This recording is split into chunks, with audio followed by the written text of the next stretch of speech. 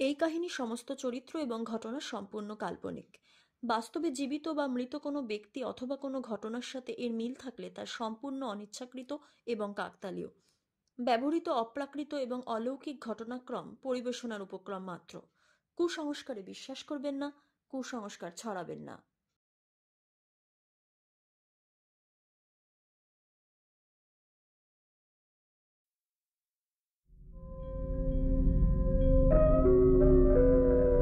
আচ্ছা, এই যে আমরা মানে আমরা কারা বলুন তো?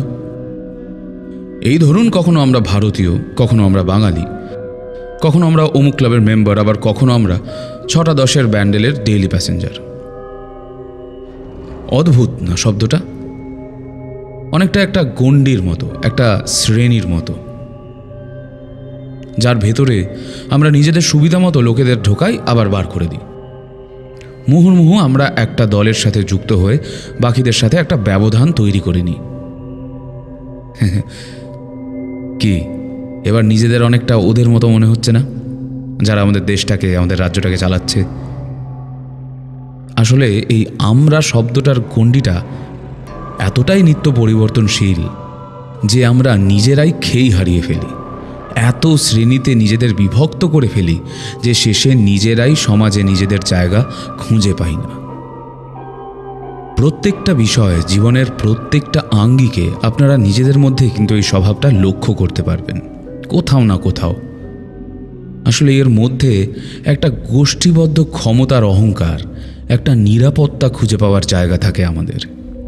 কিন্তু এই করতে গিয়ে অনেক সময় আমরা কিছু মানুষকে খুব দূরে ঠেলে দিই, খুব খুব আঘাত করে ফেলি।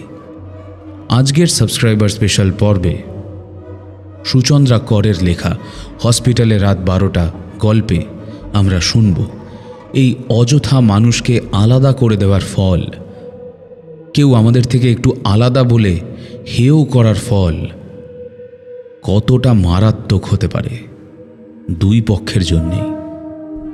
আরাত্রিকা ও নার্সের ভূমিকায় বর্ণালী, প্রিয়দর্শিনী ও নিবেদিতার ভূমিকায় প্রদীপ্তা, মিনার ভূমিকায় মধুরা, রোহিতের ভূমিকায় সৌরভ ধনী সাহা, গল্প পাঠ বিবেক ও ম্যানেজারের ভূমিকায় প্রত্যয়, এবং ইন্সপেক্টর ও আরও বিভিন্ন চরিত্রে আমি সুমিতেন্দ্র। আচ্ছা, গল্পটা শুরু করার আগে বলুন তো, এই যে আমি এতক্ষণ আমরা শব্দটা আমাদের উদ্দেশ্যে ব্যবহার করলাম, এই আমরাটা কারা? এটা আমি, আপনি আর সকলে যারা এই গল্পটা শুনতে এসেছি আজকে। সব সামাজিক অর্থনৈতিক অবস্থানের ঊর্ধ্বে, ধর্ম জাতপাতের ঊর্ধ্বে আমরা আজ কেবল 221 হ্যারিসন রোডের শ্রোতা। শুরু হচ্ছে আজকের গল্প, সাবস্ক্রাইবার স্পেশাল এপিসোড, সুচন্দ্রা করের লেখা হসপিটালে রাত 12টা।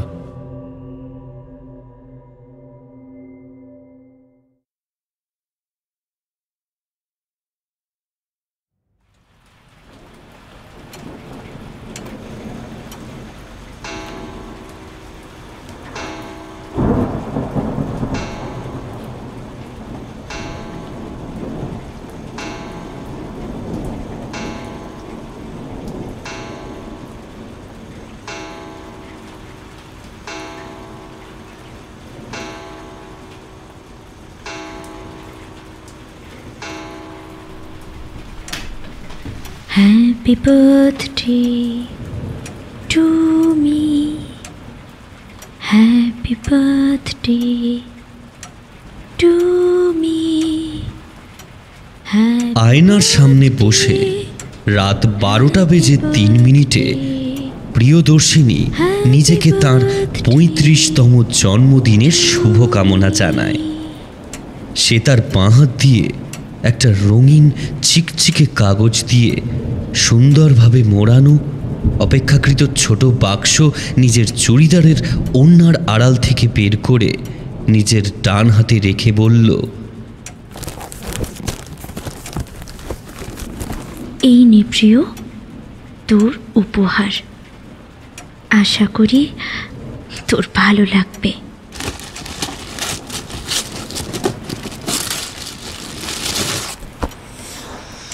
প্রিয়দর্শিনী তৎক্ষণাৎ গিফট বক্সটা খুলে ভিতরে রাখা জিনিসটা দেখে তার মুখের ওপর আসা চুলগুলোকে কানের পিছনে নিয়ে সলজ্জ চোখে আয়নার দিকে তাকিয়ে নিজেকে দেখে ফিক করে হেসে ওঠে একবার।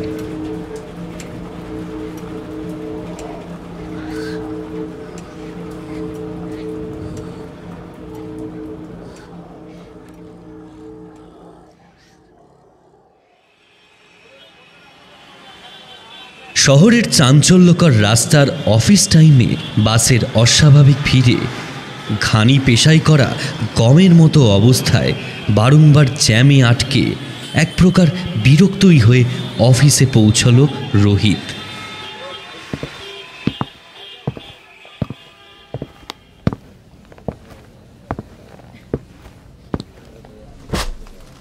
অফিস পৌঁছে কারুর সাথে কথা না বলেই নিজের ডেস্কে ব্যাগটা রেখে প্যান্টের পকেট থেকে রুমাল বের করে কপালের ঘাম মুছে বেয়ারাকে এক কাপ কফি আনতে বলে রোহিত। বেয়ারা কফি দিয়ে যায়। আপনার কফি। খানিকক্ষণ হয়েছে কফি হাতে রোহিত তার ডেস্কের ডান দিকের কোনায় রাখা একটা ফটো ফ্রেমের দিকে এক দৃষ্টে তাকিয়ে আছে। এমন সময় হঠাৎ তার ফোনটা বেজে ওঠে।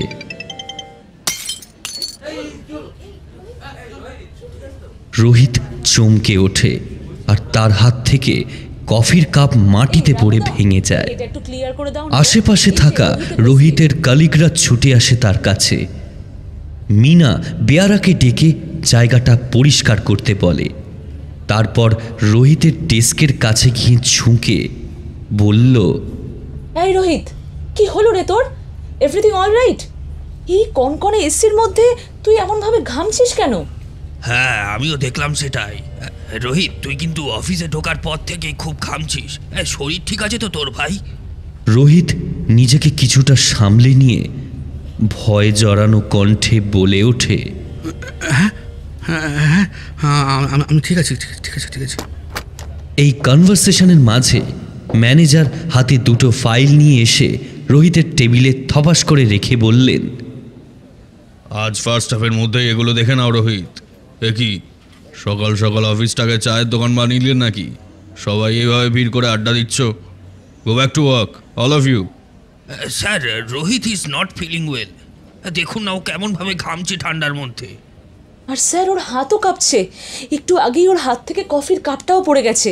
তাই দেখেই তো আমরা এখানে জড়ো হয়েছি সবাই। ঠিক আছে। আর রোহিত, কি হয়েছে? ডাক্তারের কাছে যাবে? রোহিত ঠিক বুঝে উঠতে পারছিল না যে তার কি হয়েছে। মাথাটা ঝিমঝিম করছে, ভেতরটা কেমন যেন ভারী লাগছে। ভয়, গ্লানি আর অসুস্থতা মিশে গলার স্বর খানিকটা রুক্ষ হয়ে গেছে। সে ধীরে ধীরে বলে ওঠে সে আজ আর থাকতে পারবে না।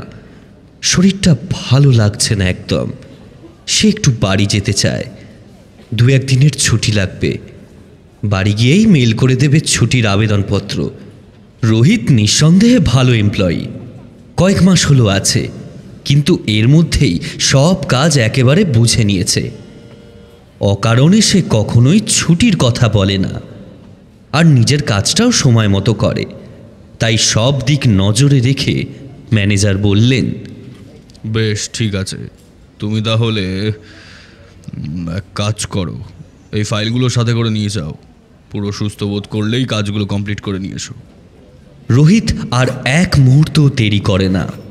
চুপচাপ হ্যাঁবাচক ভঙ্গিতে মাথা নেড়ে ফাইলগুলো ব্যাগে ভরে বেরিয়ে গেল অফিস থেকে।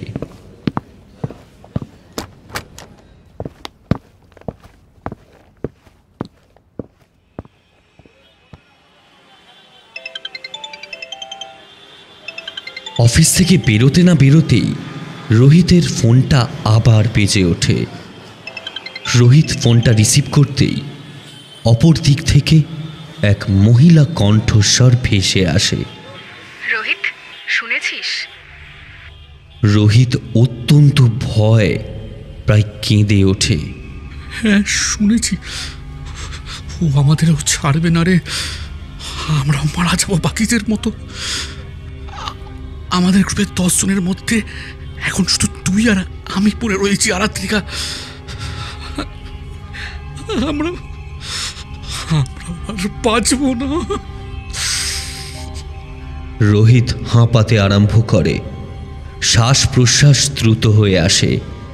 হৃৎপিণ্ডের ধূপকানির শব্দ এতটাই জোরে হয়ে যায় যেন কেউ পাশে এসে দাঁড়ালে অনায়াসে টের পাবে। পাশ থেকে আরাত্রিকার রাগে ফুঁসতে থাকা গলা ভেসে আসে। এই থাম তো, মুড়ে যাওয়ার জন্য না দিল্লি ছেড়ে কলকাতায় আসিনি, বুঝলি? শোন, তুই একটু মাথাটা ঠান্ডা কর। আর বিকেলে একবার দেখা কর আমার সাথে। শোন, একটা কাজ কর, তুই বরং চলে আয় আমার ফ্ল্যাটে, ওখানেই কথা হবে। নইলে তোকে নিয়ে এখন বাইরে কথা বলাটা না বড্ড রিস্কি হয়ে যাচ্ছে। আচ্ছা, তুই এখন কোথায় রে? আমি অফিসে এসেছিলাম, কিন্তু শরীরটা ভালো লাগছে না দেখে বেরিয়ে গেছে। এখন বাড়ি যাচ্ছি, আর আমি কিছুদিনের ছুটি নিয়েই অফিসে ফিরব। বেশ। এই বলে আরাত্রিকা ফোন কেটে দেয়।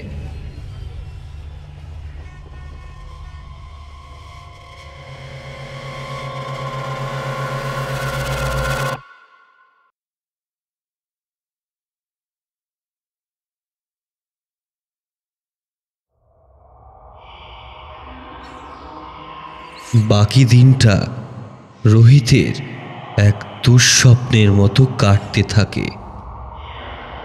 প্রতিটা মিনিট যেন এক একটা বছরের মতো লাগতে থাকে তার। রোহিতের মনে হয় সে যেন কোনো এক অদৃশ্য জালে জড়িয়ে পড়েছে, যেখান থেকে সে হাজার চেষ্টা করেও বেরিয়ে আসতে পারছে না। সারাদিন রোহিত নিজের কোনো কলিগদের ফোন রিসিভ করল না, এমনকি কারোর মেসেজের রিপ্লাইও দিল না।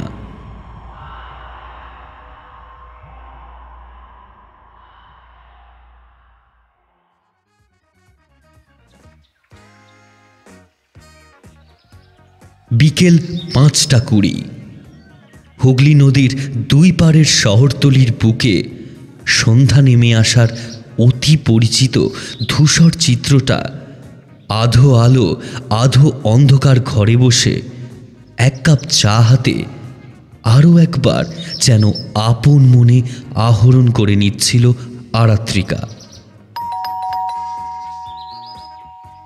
কিন্তু হঠাৎ ফ্ল্যাটের ডোরবেলটা বেজে উঠল বেশ কয়েকবার।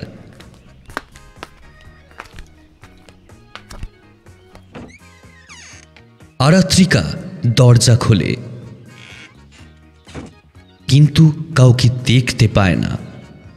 দরজাটা বন্ধ করে হলটপকে বারান্দায় গিয়ে সে দেখে, না, কেবল প্যাকিংয়ের খোলা জায়গাটা কয়েকটা গাড়ি দাঁড়িয়ে আছে, কেউ কোথাও নেই। কি রে বাবা, কেউ হয়তো ভুল করে বাজিয়েছে। ব্যাপারটা বিশেষ আমল না দিয়ে আবার ঘরে চলে আসে আরাত্রিকা। সে নিজের স্নায়ুতন্ত্রের অপরিসীম নিয়ন্ত্রণ রাখে। দীর্ঘদিন যাবৎ শরীরচর্চা এবং এক অসাধারণ শুটার হওয়ার ফলস্বরূপ তার এই ক্ষমতা। সে ভয় পায় না। মিনিট 2 পর আবার বেল বাজে, কিন্তু কেউ কোথাও নেই। ব্যাপারটা আরও 1-2 হয়। এ তো আচ্ছা জ্বালাতন। এবার সে বারান্দায় গিয়ে হাঁক পাড়ে, কমলেশদা, ও কমলেশদা। নিচের পার্কিং থেকে মাথা তুলে শব্দের উৎস খুঁজতে খুঁজতে বেরিয়ে আসে এক 50 বৃদ্ধ। 5 তলার এক বারান্দায় আরাত্রিকাকে দেখতে পেয়ে সেও গলা চড়িয়ে বলে, হ্যাঁ ম্যাডাম। নিচে কেউ বেল বাজাচ্ছে? না তো। কেউ আসেনি? না।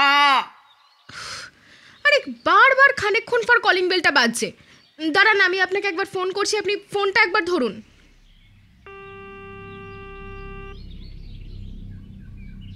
হ্যাঁ কি হয়েছে ম্যাডাম বলুন। আরে 3-4 বার হলো কি খালি কলিং বেলটা বাজিয়ে যাচ্ছে। ফ্ল্যাটের দরজা খুলে দেখছি কেউ নেই। নিচ থেকে কেউ করছে না তো? নিচে তো কেউ আসেনি ম্যাডাম, আমি তাও একবার ফুটেজটা চেক করে আপনাকে জানাচ্ছি। আর বলছি ওপরের ফ্ল্যাটে খুব জোরে গান বাজাচ্ছে, প্লিজ একটু ওদেরকে বলুন সাউন্ডটা কমাতে। ঠিক আছে ম্যাডাম, আপনাকে সিসিটিভি দেখে জানাচ্ছি আর ওপরেও বলে দিচ্ছি।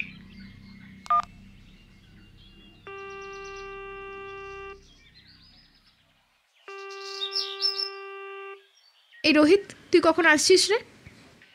এই তো মেট্রোতে উঠছি রে। দক্ষিণেশ্বর পৌঁছতে 6টা বেজে যাবে। এই ধর না 6:30-এর মধ্যে উত্তরপাড়ায় পৌঁছে যাব।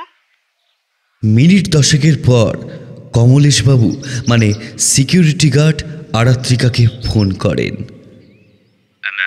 হ্যাঁ ম্যাডাম, বলছি আমি আপনার ফ্লোরের ফুটেজটাও দেখলুম। গত 1 ঘন্টার মধ্যে তো কেউ এসে আপনার ডোরবেল বাজায়নি। তাও আমি ফুটেজটা আপনাকে ফরওয়ার্ড করছি, আপনি নিজেই দেখে নিন একবার। আর বলছিলাম যে ওপরের ফ্লোরে মানে ওই 6 তলায় তো 2টো ফ্ল্যাটই খালি, আর আশেপাশেও তো কোথাও জোরে মাইক টাইক বাজছে না। বাজলে তো আমিও শুনতে পেতুম। ও বলছি সব ঠিক আছে তো ম্যাডাম?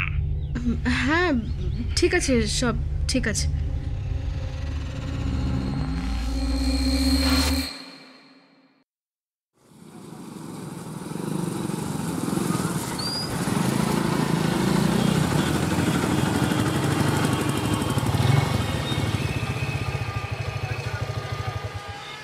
এই যে ভদ্রকালী শিমুলতলা।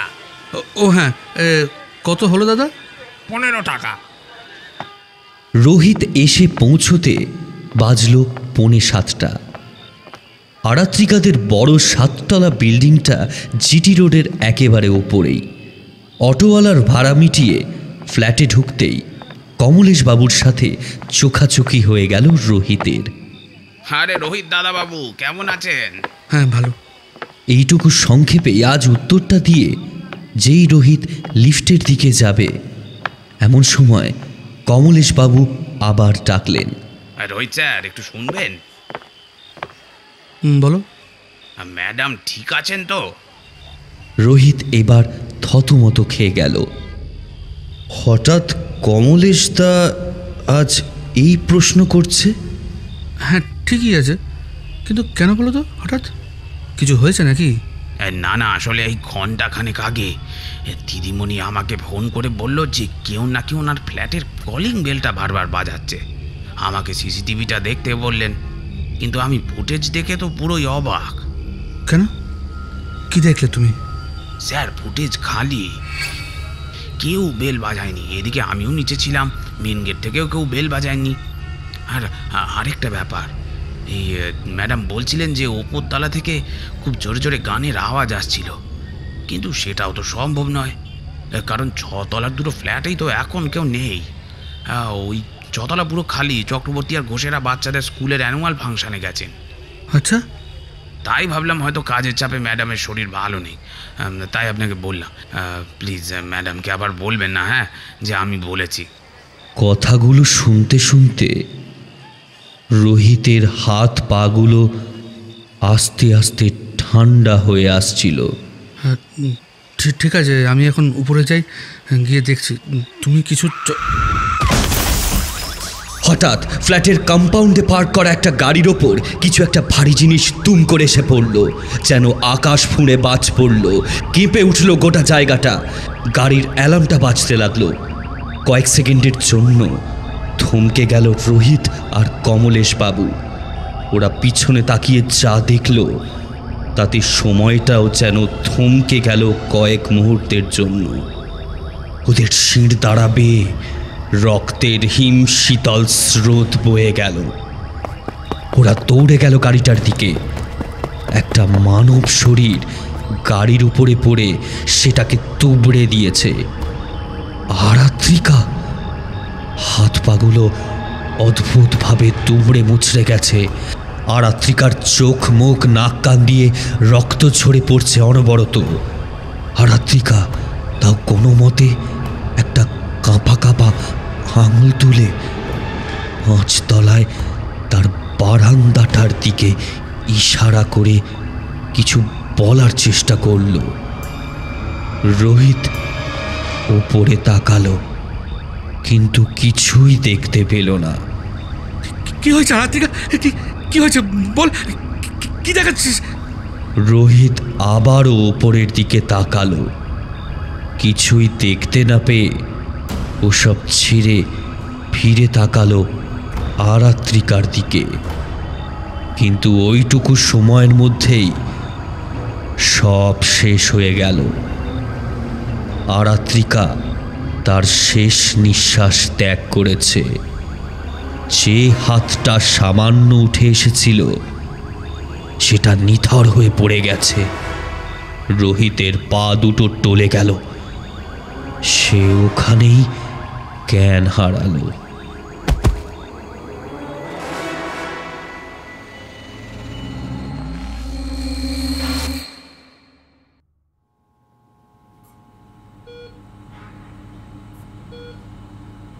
রোহিতের যখন জ্ঞান ফেরে, সে বুঝতে পারে সে হাসপাতালে একটা বেডে শুয়ে আছে।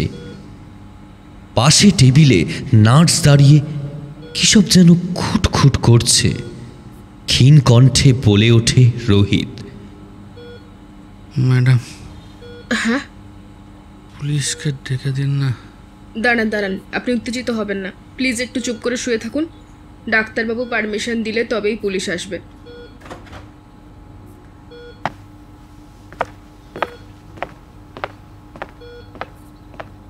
ডাক্তারবাবু সহজেই পারমিশন দিয়ে দিলেন। তেমন তো কিছু হয়নি, কেবল হঠাৎ শকে প্রেশারটা খুব ফল করে গিয়েছিল। পুলিশ এমনিতেও রোহিতের জ্ঞান ফেরার অপেক্ষাতেই ছিল।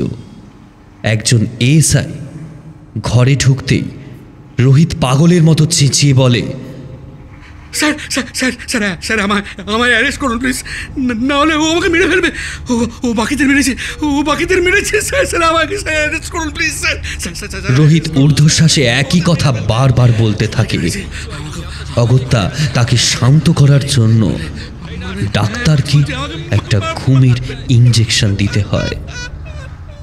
রোহিত আবার অচেতন হয়ে পড়ে।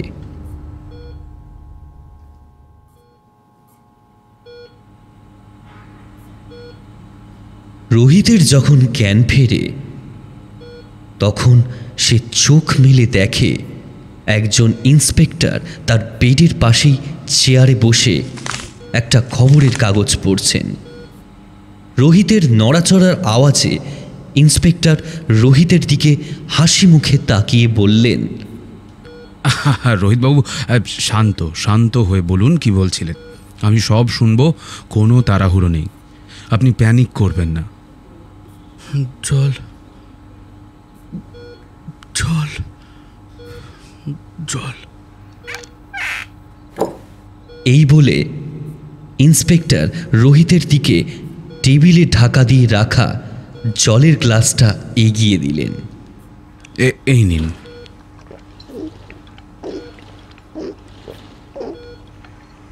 রোহিত এক নিঃশ্বাসে পুরো গ্লাস খালি করে নিজের হাতের কবজি দিয়ে ঠোঁটের উপরে লেগে থাকা অতিরিক্ত জল মুছে বলতে শুরু করল,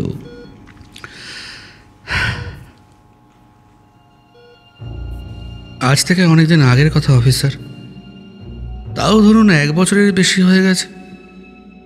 মানে লাস্ট ইয়ার মিড আগস্ট হবে। তখন আমি দিল্লিতে থাকতাম।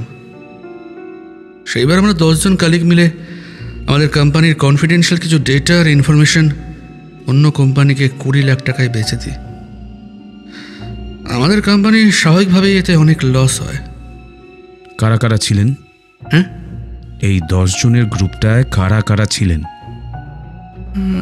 আমি আর আরাত্রিকা আর দেবাশিস, প্রিয়াংশু, নিবেদিতা, বিনীত, প্রবীর, সুমিত, নীলাদ্রি আর বিদিশা। প্রিয়াংশু, বিনীতা, নিবেদিতা গুরগাঁওয়ের বেশ কিছু ইনফ্লুয়েন্সিয়াল ফ্যামিলির ছেলে মেয়ে ছিল। ফলে আমাদের খুব সুবিধাও হয়েছিল। আচ্ছা, তারপর? হ্যাঁ, তো প্রথম প্রথম কেউ কিছু টের পাইনি, কিন্তু কয়েক মাস পরে আমাদের প্রজেক্টে একটা নতুন মেয়ে জয়েন করলো। আর জানি না কি করে ওই গোটা কেসটা জেনে গেল। লোয়ার ক্লাসের মেয়েটা, কিন্তু ভালো কাজ জানে, নিজের দমে পড়াশোনা করে এত দূর উঠে এসেছে। ও কানে কম শুনত, কাজেই সবসময় ওর সাথে কথা বলতে গেলে রীতিমতো চেঁচিয়ে গলা চড়িয়ে কথা বলতে হতো। আমাদের টিমের কেউ ওকে খুব একটা পছন্দ করতাম না। আসলে ওর থেকে ডিস্টেন্স রাখার মেন কারণটা ছিল যে ওর ব্যাকগ্রাউন্ডটা ঠিক আমাদের স্ট্যাটাসের সাথে ম্যাচ করতো না।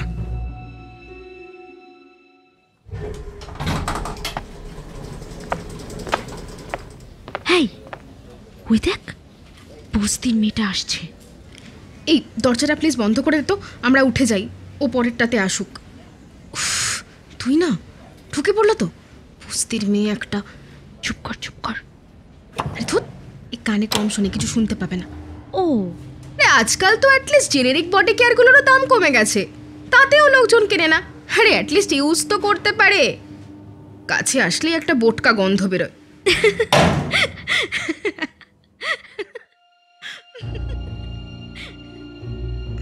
সত্যি কথা বলতে আমাদের নিজেদের মধ্যে ওকে ওই বস্তির মেয়ে বলতাম। তবে আমরা অবাক হয়ে গেছিলাম একটা জিনিস দেখে, যে মেয়েটা আমাদের এই গোটা কেলেঙ্কারিটা জেনে গিয়েও চুপ করেছিল। ধরে নিয়েছিলাম মনে ভয় আছে, এসব ঝামেলার মধ্যে জড়াতে চায় না। লোয়ার ক্লাসের মেয়ে, হয়তো মা কাজের মাসি, বাবা অটো রিক্সা চালায়। এসবের মধ্যে জড়িয়ে শুধু শুধু নিজের চাকরিটা নিয়ে কোনো রিস্ক নেবে না ফালতু। কিন্তু কিন্তু একদিন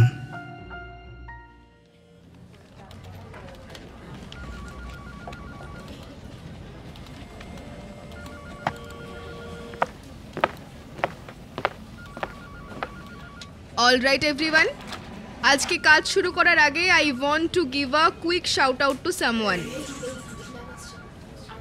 প্রিয়দর্শিনী আমাদের সাথে আছে সবেমাত্র 3 মাস হলো, বাট এর মধ্যে she has outperformed our expectation in data precision, team responsiveness and cross department follow ups. কিছু চ্যালেঞ্জেস থাকা সত্ত্বেও she never once made excuses. She is sincere, punctual, responsive and her documentation is solid. যদি টিমের কেউ professionalism আর কমিটমেন্টের একটা real example দেখতে চাও, so it's her.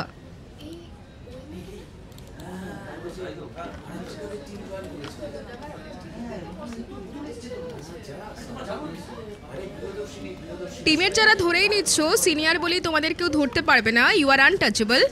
Take notes. কারোর যদি রিমাইন্ডার দরকার হয় of what professionalism and commitment looks like, it's her. Professionalism. চুপ কর, আসতে বল। Thank you. নেকা, সে বড় একা। কিপ গোয়িং প্রিয়।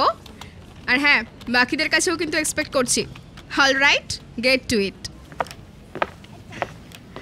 ওয়াও প্রিয়দর্শিনী, স্পটলাইট কেমন লাগলো? আসলে ম্যাম এমনভাবে বললেন, আমি না না না না, মডেস্টি দেখিও না।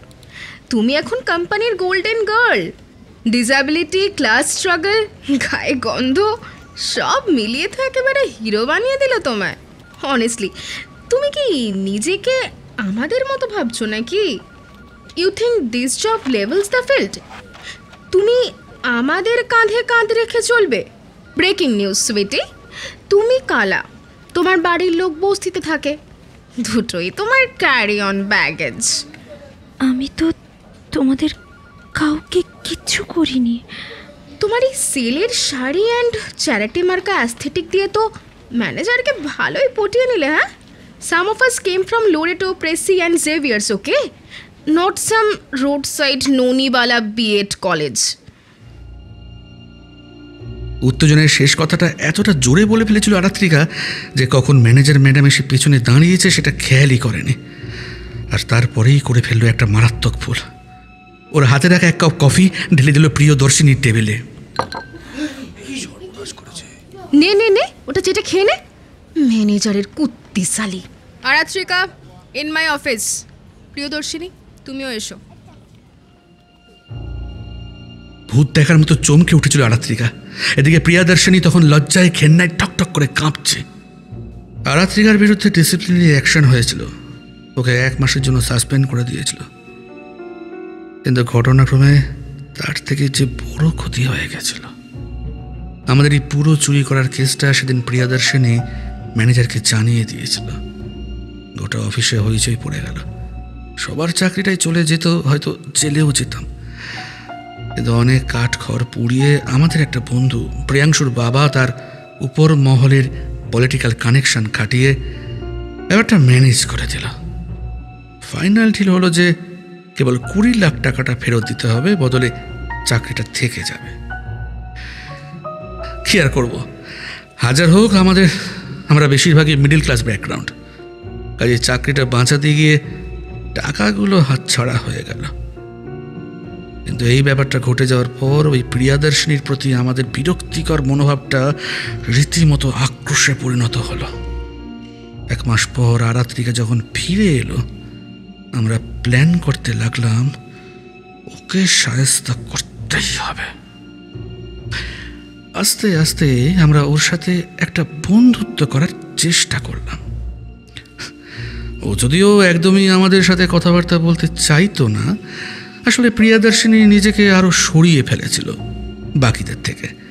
লাঞ্চ টাইমে ক্যান্টিনেও যেত না।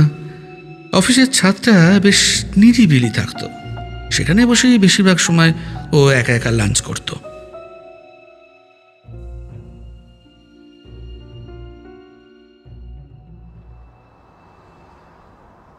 প্রিয়া, প্লিজ আমার কথাটা একবার শোন। প্লিজ তারা একবার শোন না আমার কথাটা। কি হয়েছে? তুই তুই ঠিক আছিস তো? হে কি, চোখে জল কেন তোর? প্রিয়দর্শিনী মেয়েটা যে সত্যি কতটা সরল আমরা বুঝতে পারলাম। আসলে আমরা বাকিরা কয়েকজন আড়াল থেকে দেখছিলাম পুরো ব্যাপারটা।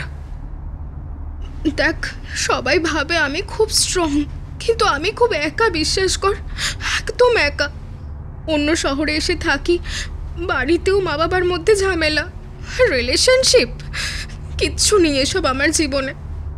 আর ওই ইনসিডেন্টের পর অফিসে কেউ আমায় পছন্দ করে না, টিমের সবাইও আস্তে আস্তে সরে যাচ্ছে আমার থেকে। প্লিজ একটু বোঝ।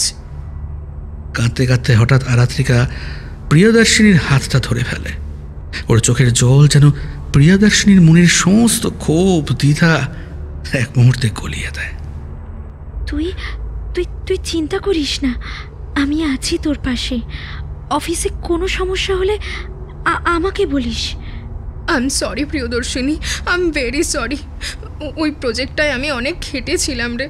আর সেদিন যখন লাবণী ম্যাডাম তোকে রেকগনাইজ করলো, তখন আমার কিরকম একটা পাগলের মতো হয়ে গেছিলাম আমি। বিশ্বাস কর, আমি ওরকম নই। তুই প্লিজ একটা চান্স দে আমায়, প্লিজ প্রিয়া। প্রিয়দর্শিনী সেদিন বুঝতে পারেনি যে এই কান্নার ফাঁকে যে বিষ লুকিয়ে আছে, একদিন সেটাই ওর রক্তে মিশে যাবে। প্রিয়দর্শিনী সেদিন আরাত্রিকাকে ক্ষমা করে দেয়। এরপর এই মাঝে মাঝে ওর হয়ে অন্য কলিগদের সাথে ঝামেলা করে, সবসময় ওকে প্রোটেক্ট করে, আমাদের গ্রুপে ওকে ইনক্লুড করে ওর বিশ্বাস অর্জন করলাম আমরা আস্তে আস্তে। প্রিয়দর্শিনীর জন্মদিনের তখন 1 মাস মতো বাকি। আমরা সবাই মিলে ঠিক করলাম ওকে হিয়ারিং এইডের মতো দেখতে একটা ইয়ারফোন দেব। আসলে জিনিসগুলোকে বলে ইন ইয়ার মনিটর। প্রায় 10-12 হাজার টাকার মতো দাম পড়েছিল তখন। আইডিয়াটা ছিল নীলাদ্রির। ও খুব গান বাজনা শোনে। ও বলেছিল এই ডিভাইসটা সাধারণ হেডফোনের থেকে অনেক জোরে মিউজিক প্লে করে। আমরা ভাবলাম ওটা ব্যবহার করলে আস্তে আস্তে স্লো পয়জনিংয়ের মতো ওর কানের প্রবলেমটা বাড়তে থাকবে। হয়তো একদিন ও সম্পূর্ণভাবেই শ্রবণ শক্তিহীন হয়ে পড়বে। বিশ্বাস করবেন না, ব্যাপারটা কিন্তু সত্যিই কাজ করেছিল। কিভাবে? বলছি শুনুন। আমরা কলিগরা মাঝে মধ্যেই পার্টি টার্টি করতাম। গুড়গাঁওয়ের একটু বাইরেই নিবেদিতার বাবার একটা প্রপার্টি ছিল, ওই ফার্ম হাউসের মতো। তা আমরা ঠিক করলাম সামনের পার্টিটা ওর জন্মদিনের দিনেই করব, অফিসের পরে। আর এন্টারটেনমেন্টের জন্য ওকে ডাকবো। তো ওকে আমরা আমাদের প্ল্যানের কথাটা বললাম। দেখলাম ও কিন্তু বেশ একটু এক্সাইটেড। জীবনে আসলে এসব কোনোদিন করেনি তো, তাই আর কি। কিন্তু ও বলল যে পার্টির কথা বললে ওকে বাড়ি থেকে ছাড়তে চাইবে না। আমরা বললাম নো প্রবলেম। বিদিশা আর নিবেদিতা ওর বাড়ি থেকে ম্যানেজ দিল, বললো যে নিবেদিতার বাড়িতে সারা রাত জাগ্রাতে হবে। আরে ওই যে ওই নাম সংকীর্তন হয় না, ওটাই। ব্যাস, প্রবলেম সলভড। সেদিন অফিসে কেক কাটা হলো। ওকে আমরা ডিভাইসে দিলাম, বললাম যে ওটা স্পেশালি ওর মতো কন্ডিশন যাদের, তাদের জন্য বানানো, যাতে তারাও মিউজিক এনজয় করতে পারে। ও কিন্তু খুব খুশি হলো। আমাদের এই বানানো গল্পটা একেবারে কবজি ডুবিয়ে খেয়ে গেল। তারপর সন্ধ্যায় সবাই মিলে চলে গেলাম নিবেদিতার ফার্ম হাউসে।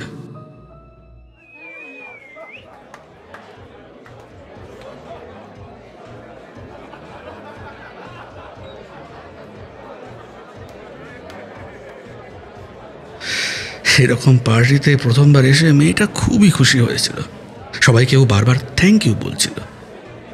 বেচারি ভেবেছিল পার্টিটা বোধহয় ওর জন্যই থ্রো করা হয়েছে, যদিও সত্যি ওর জন্যই থ্রো করা হয়েছিল।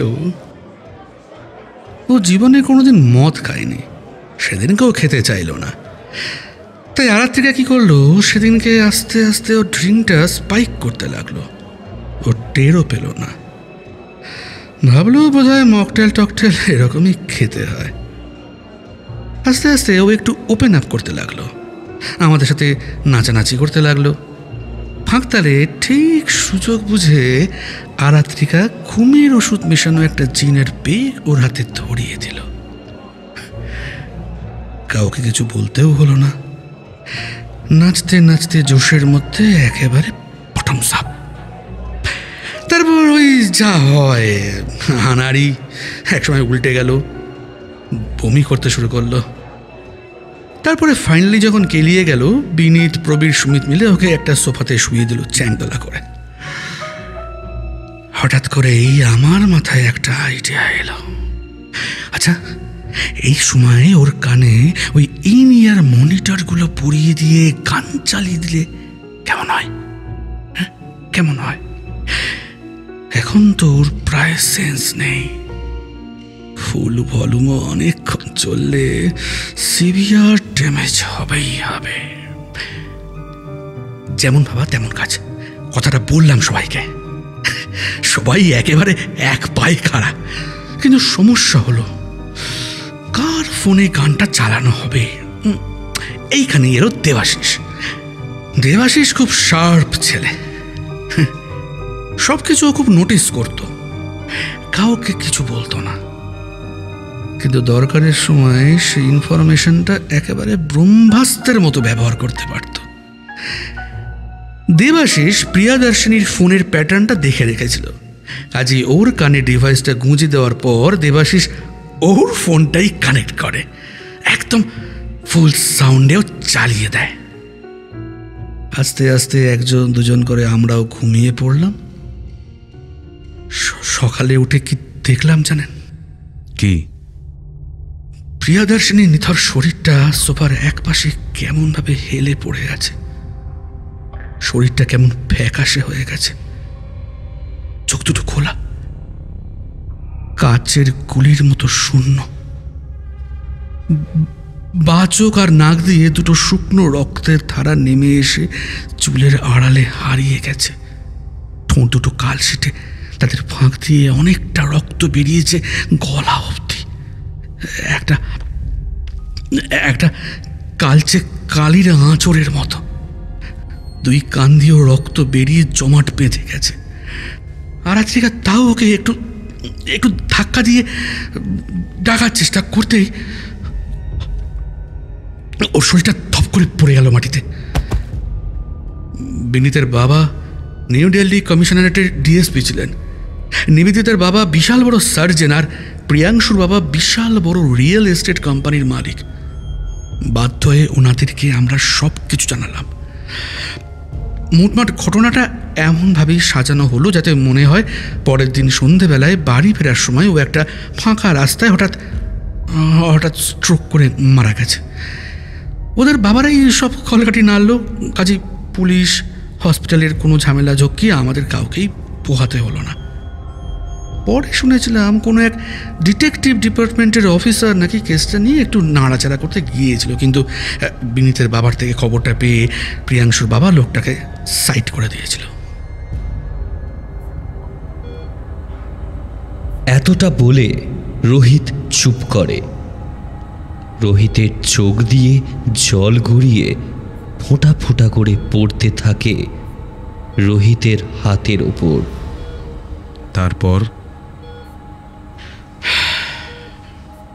তারপর থেকে 1 বছরের মধ্যে এক এক করে 9 জন মারা গেছে। যে যেভাবেই মরুক, মৃত্যুর সময় কিন্তু প্রত্যেকেরই সেই একইভাবে, যেভাবে ওর নাক চোখ মুখ দিয়ে রক্ত বেরিয়ে এসেছিল সেইভাবে। আমি জানি ওদের সবার পোস্টমর্টেমের রিপোর্টে লেখা রয়েছে cerebral arterial rupture due to acute auditory induced neurovascular stress leading to fatal intracranial haemorrhage.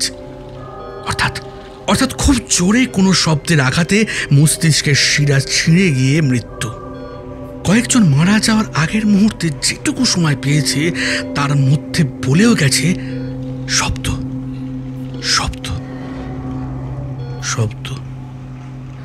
প্রথম 4 জন যখন একের পর এক মারা যায়, আমরা তখন দিল্লিতে ওই একই অফিসে। তারপর প্রাণের ভয়ে বাকিরা সবাই আলাদা আলাদা জায়গায় চলে যাই। আমি আর আরাত্রিকা ফিরে আসি কলকাতায়। কিন্তু বিশ্বাস করুন, তারপরও এই মৃত্যু খেলা শেষ হয়নি। আরাত্রিকাও নাকি মারা যাওয়ার আগে গান শুনতে পাচ্ছিল। ওদের ফ্ল্যাটের গার্ডটা। কথাটা শেষ করার আগেই একটা ক্ষীণ শব্দ যেন বেজে উঠল রোহিতের কানে। সে 2 হাত দিয়ে কান বন্ধ করে সেটাকে আটকাবার চেষ্টা করতে করতে ইন্সপেক্টরের দিকে তাকিয়ে চেঁচিয়ে উঠল, না না, প্লিজ আমায় ক্ষমা করে দাও, আমায় মেরো না প্লিজ স্যার, প্লিজ আমাকে বাঁচান স্যার। কোন কোন তারিখে আপনার বন্ধু বা কলিগরা মারা গেছে বলতে পারবেন? রোহিত কান চাপা দিয়েই উত্তর দিল, সবাই প্রত্যেক মাসের 11 তারিখেই মারা গেছে। আপনি কি করে? আচ্ছা রোহিত বাবু, বলুন তো আজকে কত তারিখ? অসহ্য যন্ত্রণার মধ্যেও বিস্ফারিত চোখে নিজের 2 হাত দিয়ে কান চেপে ধরে রোহিত তাকালো তার পাশের টেবিলে রাখা ক্যালেন্ডারটার দিকে। তারিখ বলছে 11ই ডিসেম্বর। এই বছরে আমার বিয়ে হওয়ার কথা ছিল, কিন্তু ওকে ওর জন্মদিনেই মেরে ফেললেন আপনারা। রোহিত আর কথা বলতে পারছে না, কিন্তু ওর মুখে আতঙ্কের ছাপ দেখে বোঝা যাচ্ছে এত শব্দের মধ্যেও সে এই লোকটার কথাগুলো স্পষ্ট শুনতে পারছে। আমি দিল্লির ক্রাইম ব্রাঞ্চের ইন্সপেক্টর বিপুল ভার্মা। নিজের সাজানো ভবিষ্যৎ চোখের সামনে ভেঙে পড়তে দেখেও আমি কেসটা নিয়ে অনেক মাথা ঘামিয়ে আপনাদের সবার নাম বার করে আমার এক সিনিয়রকে ডিটেলসগুলো দেখিয়েছিলাম। তখন বুঝতে পারিনি যে উনিও করাপ্ট। উনিও আসলে ওই তোমাদের বন্ধু বিনীতের বাবা ডিএসপি পরিমল যাদবের খাস চামচা ছিল আমাদের ক্রাইম ব্রাঞ্চে। আমি যতটা ইনভেস্টিগেট করেছিলাম তাতে তোমাদের সবার কার্যকলাপ, মানে তাদের ছেলে মেয়েদের কার্যকলাপ তো ফাঁস হয়ে যেতই, তাঁরা যে আবার ব্যাপারটা ধামাচাপা দিয়েছে সেটাও বেরিয়ে আসতো পৃথিবীর সামনে। তাই আমাকেও তাঁরা সরিয়ে দিল পথ থেকে।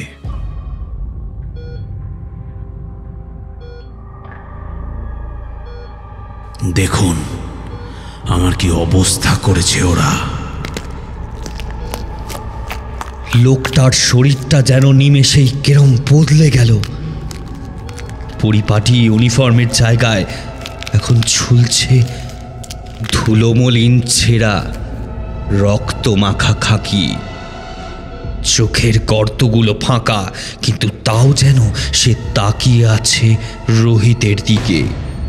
তার মুখের জায়গায় কেবল একটা অন্ধকার গহ্বর। তার ভেতর থেকে যেন ভেসে আসছে একটাই নাম, প্রিয়দর্শিনী। বিকৃত বিকট সুরের তীব্রতা রোহিতের দুর্বল শরীরের সব সহ্য সীমা ছাড়িয়ে যাচ্ছে। কান নাক দিয়ে রক্তের ধারা নির্গত হচ্ছে অনবরত। বড়শিতে গাঁথা চুনো মাছের মতো ছটফট করতে থাকে ছেলেটা। সম্পূর্ণ চেতনা হারিয়ে মৃত্যুর কোলে ঢলে পড়ার আগের মুহূর্তে রোহিত দেখতে পায় ইন্সপেক্টরের পাশে দাঁড়িয়ে রয়েছে আরও এক বিকট দর্শন নারী মূর্তি। চোখ মুখ দিয়ে অঝরে ঝরে পড়ছে কালচে তরল রক্ত। মুখে তার প্রশান্তির হাসি। জন্মদিনে উপহার পেয়ে যেন শান্তি পেয়েছে সে। প্রিয়দর্শিনী।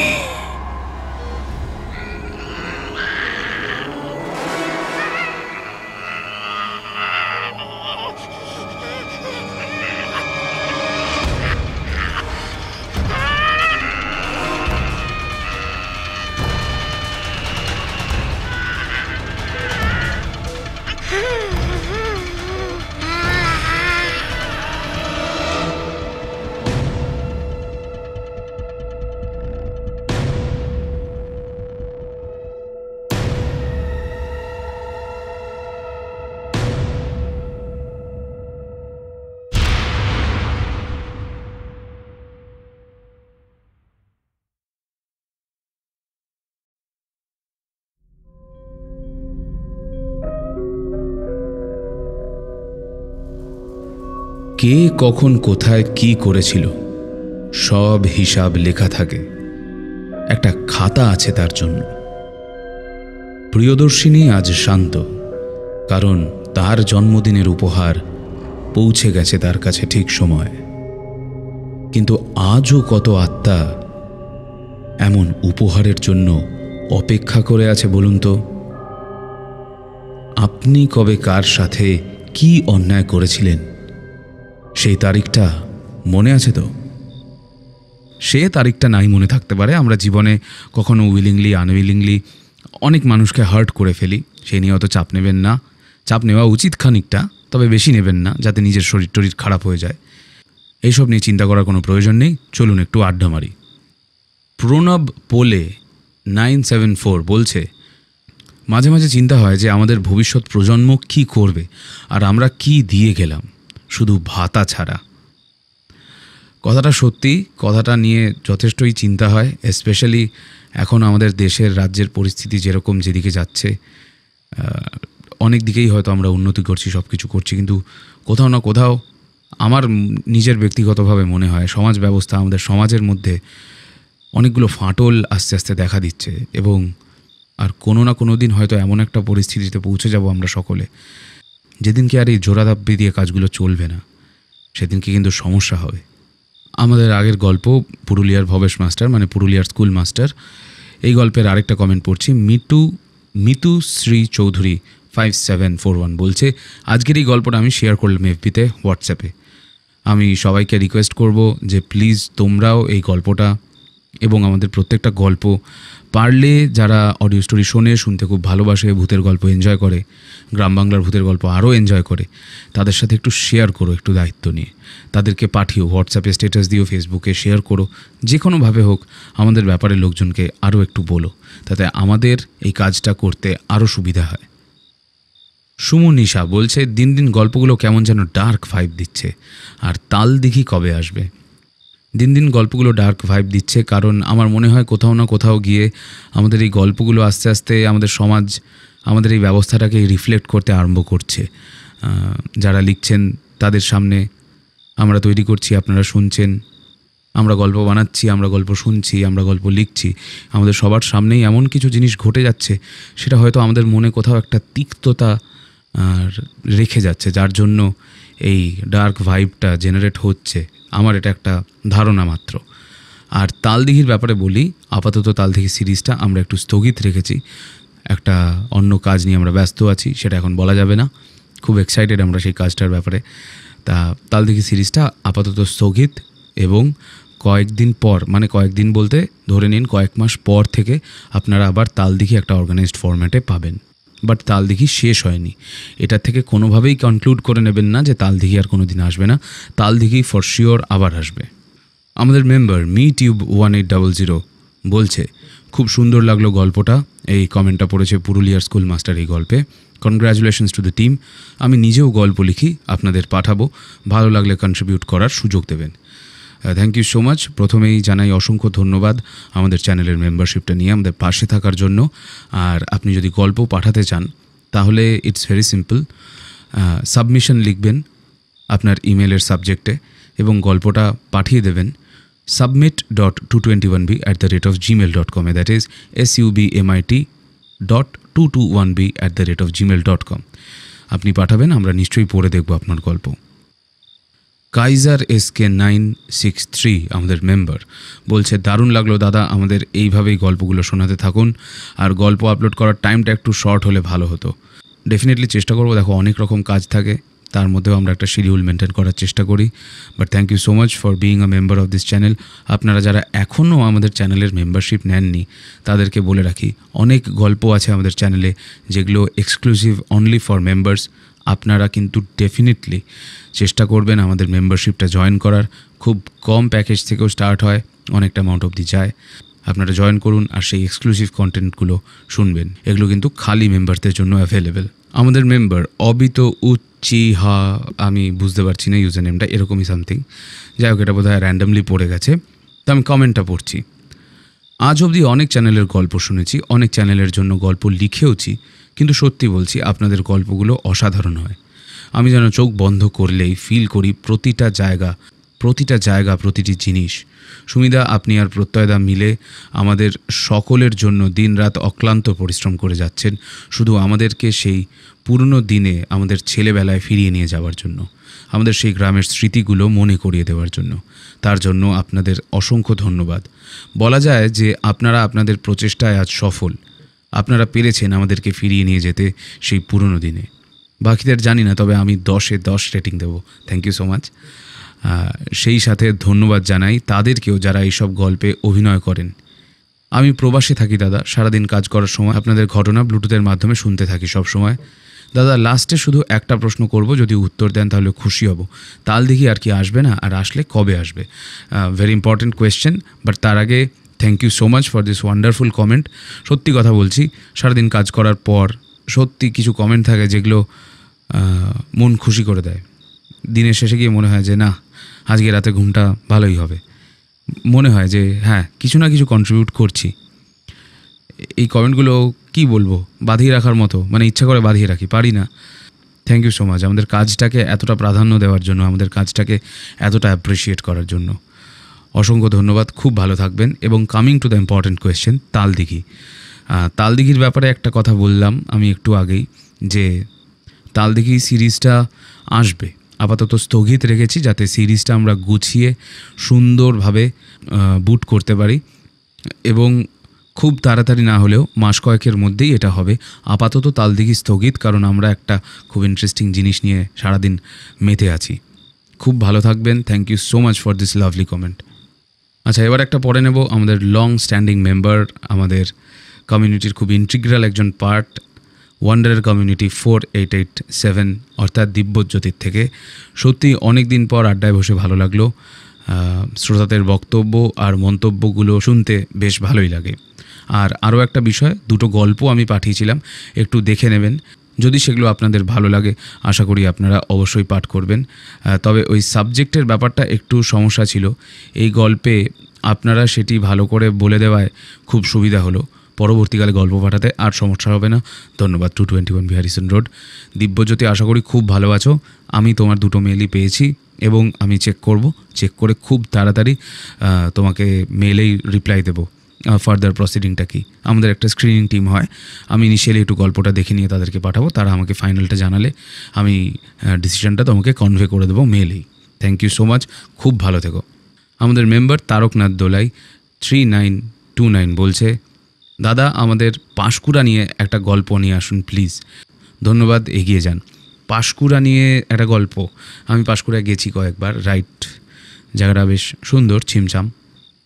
আমি ওখানে কাজ করতাম, মানে ওটা আমার জুরিসডিকশনের আন্ডারে পড়তো এক সময়। তা ঠিক আছে, পাঁশকুড়া নিয়ে কাজ করাই যেতে পারে, খানিক আইডিয়া আছে জায়গাটার ব্যাপারে, করতেই পারি। আমাদের মেম্বার মৌমিতা দাশগুপ্তা 86 বলছে, বাহ একদম আমার সময়ের সাথে সিঙ্ক করে গেছে আজকে। It's 6:40 PM here. ঠিক কাজ থেকে মুক্তি পেয়েই শুনছি, আর শুরুতেই কি কঠিন সত্যগুলো এত সুন্দরভাবে তুলে ধরলে। ধন্যবাদ। প্রতিকার যে খুব দরকার, শেষ অবধি শুনে আবার জানাচ্ছি তোমাদের। এবার আমি পরের কমেন্টটা পড়ছি ওনার। শিহরণ ফুটে উঠল, কত সত্যি কথা। আমরা প্রতিনিয়ত লোকের কথায় বিচার করি, বড্ড জাজমেন্টাল আমরা। বদলাতে হবে, বদল আনতে হবে। এই লাস্ট দুটো কথা খুব ইম্পর্ট্যান্ট। সত্যি রিসেন্টলি যা হচ্ছে, মনে হচ্ছে একটা বদল দরকার, বদলাতে হবে। আমি কিন্তু সরকারের কথা বলছি না। একটা বইয়ের মোড়ক পাল্টে দিলে বইটা বদলে যায় না, একটা মানুষের জামাকাপড় বদলে দিলে মানুষটা বদলে যায় না। এটাই হচ্ছে আমাদের সমস্যা। বাঙালিরা আমরা এত কালচার্ড, এত ইন্টেলিজেন্ট, এত কিছু ভাবি আমরা নিজেদের সম্বন্ধে, তার অনেকটাই সত্যি, তার পুরোটাই হয়তো সত্যি, সেই বিষয়ে আমি কিছু বলছি না। বাঙালিদের একটা অহংকার আছে নিজেদের কালচার, নিজেদের জ্ঞান এই নিয়ে, কিন্তু তারপরেও এই একটা ব্যাপার আমরা করে যাচ্ছি। তারপরেও এমন জিনিস চলছে আমাদের রাজ্যে, আমাদের এই ওয়েস্ট বেঙ্গলে। খুব খারাপ লাগে জিনিসগুলো ভাবলে, খুবই খারাপ লাগে। সত্যি কথা বলছি, এই চ্যানেলটা কোথাও না কোথাও গিয়ে বাংলাকে তো রিপ্রেজেন্ট করে ইউটিউবে, যেটুকুনি করে, হয়তো মানে ন্যূনতম 0.01% করে, তার থেকেও কম করতে পারে। কোথাও না কোথাও গিয়ে তো আমরা বাংলা নিয়ে কাজ করছি, কাজ করতে ভালো লাগে বলে করছি। এবং আশ্চর্য একটা ব্যাপার হচ্ছে, আমি প্রত্যয়, আমরা দুজনেই ছোটোবেলায় তেমন বাংলা কিন্তু পড়িনি, আমরা দুজনেই ইংলিশ মিডিয়াম ব্যাকগ্রাউন্ড থেকে। তা সেখান থেকে এসে এই কাজটা করার আমাদের নিজেদের মধ্যে একটা আলাদা ইচ্ছে আছে। আমাদের খুবই ইচ্ছে যে আমরা বাংলায় কোনো না কোনোভাবে কিছু মানুষের মনে হলেও একটা মার্ক রেখে যেতে চাই। সেইটাই আমরা চেষ্টা করছি এই চ্যানেলের মাধ্যমে। এখন আমরা একটা পথ পেয়েছি, অনেক দিন আমরা পথ খুঁজে পাইনি। যখন চ্যানেলটা হয়েছে একটা পথ পেয়েছি, আস্তে আস্তে সেটা আরও পাকা হয়েছে। এখন আমরা এই মাধ্যমেই ভূতের গল্প, গ্রাম বাংলার ভূতের গল্প, এর মাধ্যমেই এই যে আপনাদের সাথে কথা বলি, আপনাদের যে কথাগুলো বলি, এগুলোতে কিছু না হোক একটু হলেও ভ্যালু আছে, সামান্যতম ভ্যালু আছে। এই কথাগুলো যে আপনাদের বলতে পারছি, এটাই একটা বড় জিনিস। এর থেকে বেশি কিচ্ছু চাই না। আপনারা যে উত্তর দিচ্ছেন, আপনারা যে ইন্টারঅ্যাক্ট করছেন, আপনারা যে বিষয়গুলো নিয়ে একটু হলেও ভাবছেন নিজেদের দৈনন্দিন জীবনের ব্যস্ততার মধ্যে, এটাই মারাত্মক একটা ব্যাপার। এইটুকুনির জন্য আমরা আপনাদের কাছে কৃতজ্ঞ। খুব সিগনিফিক্যান্ট একটা কমেন্ট করেছে ফিনিক্স X1W। কমেন্টটা পড়ি। সরি দাদা, পুরো গল্পটা শুনতে পারলাম না। আমাদের একজন স্যার আছেন, আমাদের ফিজিক্স পড়াতেন, তারও চাকরি চলে গেছে। স্যারের কিছুদিন আগেই একটা ছেলে হয়েছিল, তারপর এই অবস্থা। গল্পের প্রথম 18 মিনিট শুনে স্যারের কথা মনে পড়ে গেল। পরে যদি গল্পটা কমপ্লিটলি শোনার ক্ষমতা থাকে আবার কমেন্ট করব। খুব সিগনিফিক্যান্ট একটা কমেন্ট, এবং এই কমেন্টগুলোই আমাদেরকে রিয়েলাইজ করায় যে জিনিসটা কতটা বাস্তব। আমাদের মধ্যে যাদের সান্নিধ্যে যারা থাকে, তাদের সাথে এরকম কিছু হয়নি, তারা হয়তো ব্যাপারটাকে অতটা গুরুত্ব দিই না, ব্যাপারটা আমাদের মধ্যে অতটা ইম্প্যাক্ট ফেলে না। কিন্তু আমি একদম প্র্যাকটিক্যাল কথা বলছি। কিন্তু যাদের সাথে এরকম হয়, যাদের নিজেদের শিক্ষক, নিজেদের বাড়ির লোক, নিজেদের বন্ধুবান্ধবদের সাথে এরকম হয়, নিজেদের কলিগদের সাথে এরকম হয়, তারা কিন্তু এই কষ্টটা নিজেরা ফিল করতে পারেন। তারা কিন্তু কঠিন বাস্তবটা কিন্তু তাদের একেবারে চলন্ত ট্রেনের মতো ধাক্কা মারে। খুব খারাপ লাগলো কমেন্টটা পড়ে। এই সময় জানি না কি বলা যায়, কি বলতে পারি, তবে আশা করব তোমার স্যার, মানে আমাদেরও সকলের স্যারের যেন ভবিষ্যতের পথ সুগম হয়ে ওঠে। স্যার, আপনি মনে রাখবেন যে আপনাদের মতো মানুষ আমাদের একদিন আলোর পথ দেখিয়েছিলেন।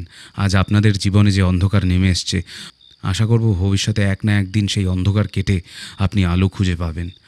আপনার পরিবারকে অসংখ্য সমবেদনা জানাই, শক্ত থাকবেন, আমরা সবাই পাশে আছি। অফ বিট টুন পোকেমন ইউনাইট বলছে, পুরুলিয়ার স্কুলমাস্টার একটা নিরীহ নিরপরাধ মানুষকে যখন সমাজের কিছু পশুসম লোক আর ক্ষমতায় অন্ধ পুলিশ মিলে পিটিয়ে মেরে ফেলে, তখন শুধু শরীরটা মরে, আত্মাটা নয়। এই গল্প যেন আমাদের চোখে আঙ্গুল দিয়ে দেখায় কিভাবে অন্যায়ের প্রতিবাদ না করলে সে অন্যায় একদিন আমাদের দিকেই ফিরে আসে।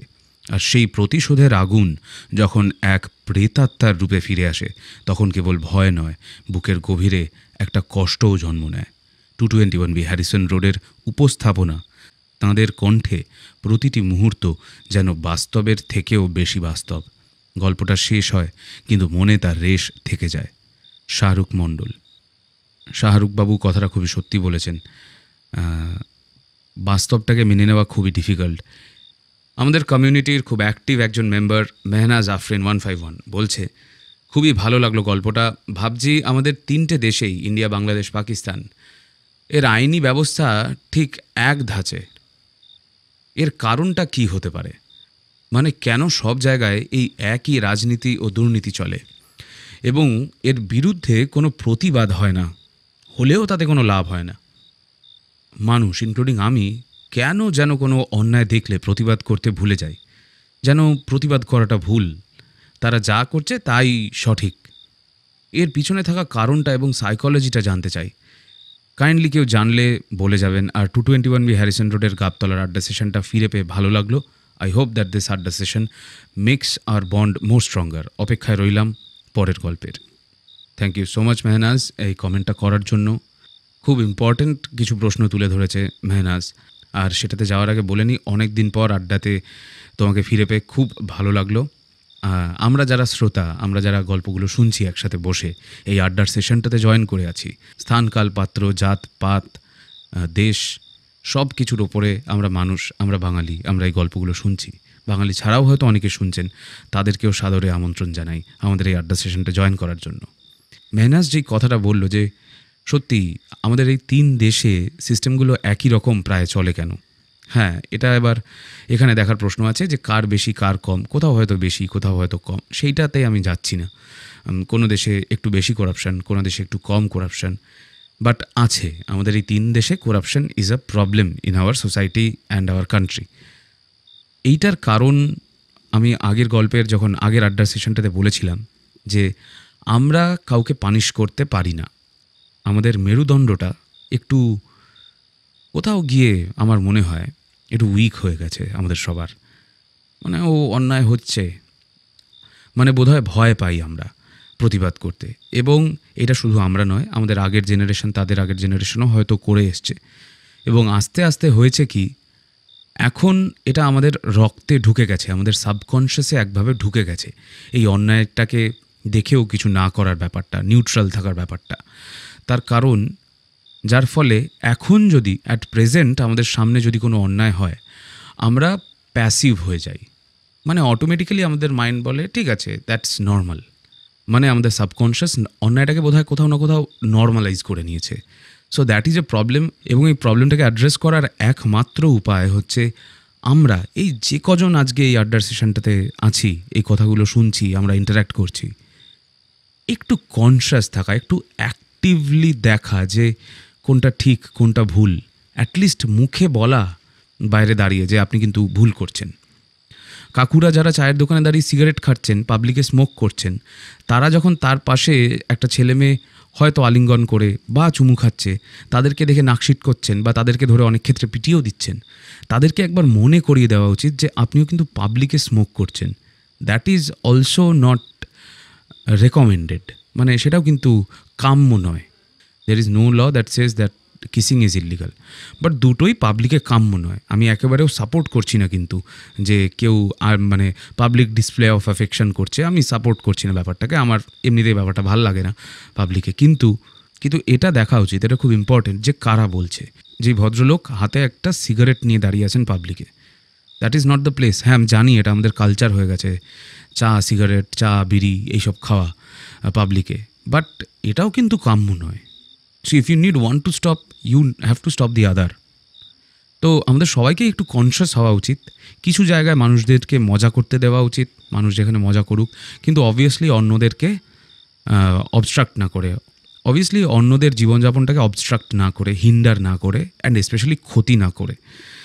আমরা যদি এই জিনিসগুলো করি তাহলে আস্তে আস্তে আমাদের নেতারা, আমাদের দেশ, আমাদের সমাজ বদলাতে কিন্তু বাধ্য। আপনি দেখবেন, আমি এটা নোটিস করেছি, ইন্ডিয়ানরা যখন সিঙ্গাপুরে ঘুরতে যায় তাদেরকে বলে দেওয়া হয় যে আপনি যদি একটাও প্লাস্টিক রাস্তায় ফেলেন এবং আপনাকে দেখা যায় তাহলে আপনার কিন্তু ফাইন এবং জেল পর্যন্ত হতে পারে অ্যাজ আ ট্যুরিস্ট। যার জন্য বাইরের দেশে লোকে ঘুরতে গেলে পলিপ্যাক নিয়ে ঘোরে, তার মধ্যে সবগুলো রাখে। বাট আমি রিসেন্টলি একজন ভ্লগারের ভিডিও দেখছিলাম, পুরুলিয়ায় একটা ড্যামে সে গিয়েছিল এবং সে এটা হাইলাইটও করছিল, খুব ভালো লাগলো দেখে, যে নোংরা প্লাস্টিক প্লেট, হোয়াই?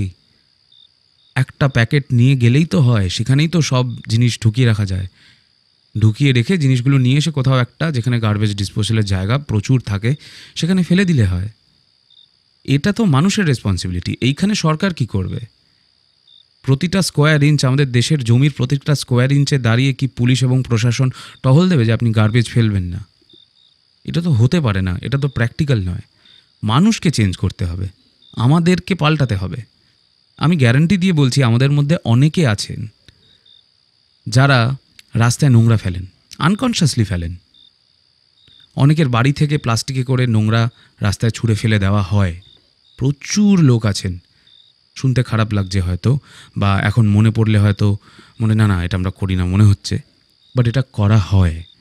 তো এইটুকুনি জায়গায় আমাদের কোথাও না কোথাও একটু অ্যাওয়্যার হওয়া উচিত। একটা গার্বেজ ডিসপোজাল সাইটে যান, গিয়ে জিনিসগুলো ফেলে আসুন একটা জায়গায় কালেক্ট করে।